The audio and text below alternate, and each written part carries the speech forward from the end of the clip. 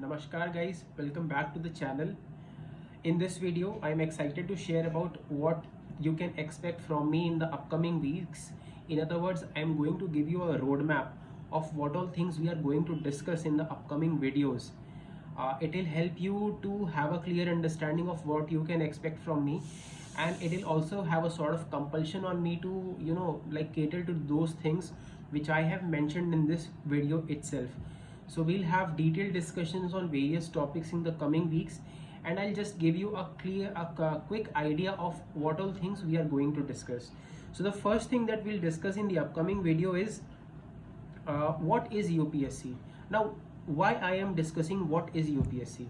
You already know that UPSC is a central public service examination for the central government. Students study for it, and then as per their marks they are assigned various services, either all India service or the other central services. From what is UPSC, I mean to give you a clear idea of what is the demand of this examination. I feel it is very important for us to know what UPSC demands from us. Once we are able to have a clear idea of what UPSC demands from us, and once we are able to clear that, it will help us to study in the future. We'll have a clear idea as to how to study. For example, what I mean is, if I give a newspaper to two sets of people, one person knows what UPSC is, what is the demand of UPSC, and the other person just knows UPSC from a bird's eye view, not completely. I can guarantee you that a person, the former, the first one who has a clear idea of what UPSC is, he will be able to extract better from the newspaper. He'll be able to use the data given in the newspaper, the statements, the examples given in the newspaper in his answers itself. So it is very paramount for us to use this knowledge of what this UPSC is, what the exam demands from us. If we have an idea, it will be better for us in the future. It will, let me promise you that once we have this discussion at the end of the session, I promise you, I can guarantee you that you will have this confidence in your mind that now I am motivated. And it is not a regular motivation wherein I'll just give you a motivation on how to study. No, once I give you a clear idea of what UPSC is, you will be able to study better. 2 hours of study session will feel like very less as compared to previously.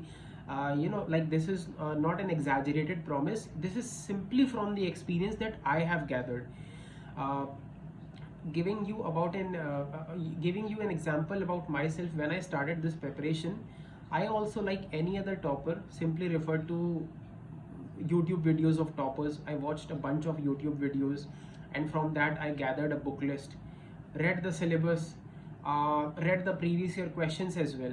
And even after that, let me guarantee you that you won't be able to understand the demand of this examination.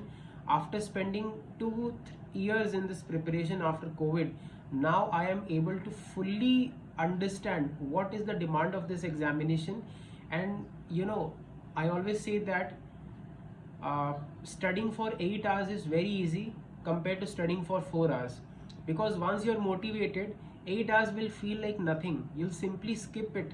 You start studying, and you won't even notice as to how time is passing once you are into the preparation. And if you're not motivated, if you don't know the exam itself, even a minute will feel like burden. You will feel like when the 2 hours will pass, and then I'll just shut my books and then go out with my friends or go out to do something else.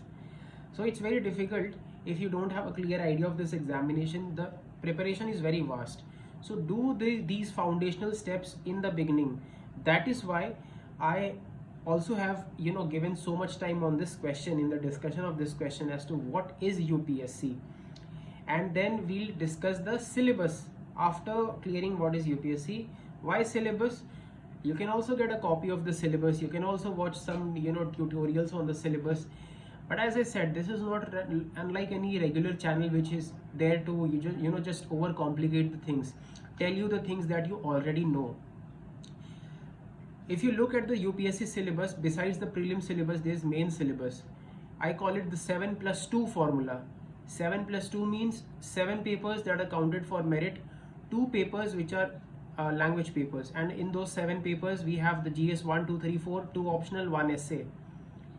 We have to have a detailed discussion of the syllabus, because that is our, because like consider if you are a warrior who is going into this battle which is UPSC, then syllabus and previous year questions are your sword and your shield. Okay, so the third thing, we'll have a detailed discussion on syllabus, the previous year question, because previous year questions are very important. As you know, it will not only give you a idea of about what are the important areas are, it will also give you a idea on the structure of the examination. Also, when we'll have this discussion on the previous year question, let me tell you from here on that I have done a detailed analysis of all the previous year questions from 2025 till 2013. But till 2013 it's not required. What we'll do is we'll have a discussion from 2025 till 2014. I have done what I call is a post-mortem of the complete prelims question paper. What I mean by post-mortem is, after I have read the question, I know what the correct answer is, I have just ticked on that, but also I have made a detailed note on what the incorrect options are, because let me tell you, UPSC leaves a trail of the future questions in this year's question. It has this habit of giving a hint. For example, let's say if there's a question on animal kingdom, and then there are or from the insects, if there are 4 options: cockroaches, beetles, moths and flies, and let's say if the correct option is cockroach, then there are high chances that UPSC in the next year will ask you a question on what is, like something related to moths or beetles or flies, whatever the 3 incorrect options are. So I have done a detailed post-mortem of each and every question of the 10 years. It will help you. I'll show you a presentation, a detailed screen recording of everything that I've written, and it will help you to understand how to do previous year question analysis. Once you are able to do that, you will have a clear idea of how to analyze the previous year questions. And for sure, if any of the previous year question is asked in the upcoming 2026 prelims, I can guarantee that none of us who are following this strategy will falter when it comes to PYQs. And then let me also tell you what I am following in this examination, which is a reverse preparation. What I mean by reverse preparation, this is not some catchy methodology that I am doing. It has come from multiple sources, from my personal experience. By reverse preparation, I mean is interview, mains, prelims.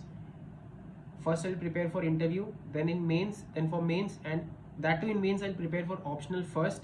This now depends on you. If you don't want to prepare for optional, prepare for like the GS subjects, and then prelims. Why interview first? We'll have a discussion on it later on, but let me give you a quick idea of why interview first.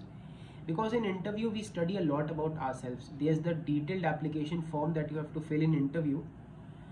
If you fill that, you have to mention your university, your school's name, your college's name, your city that you belong to. You learn a lot about yourself, and once you are able to understand yourself, then it will motivate you even more.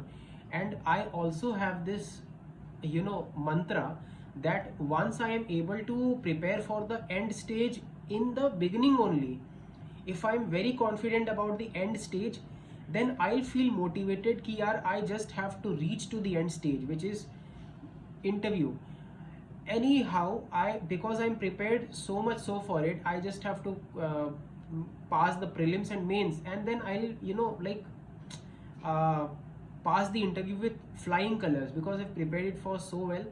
Not just that, also once we are able to prepare for the interview, we know a lot about ourselves.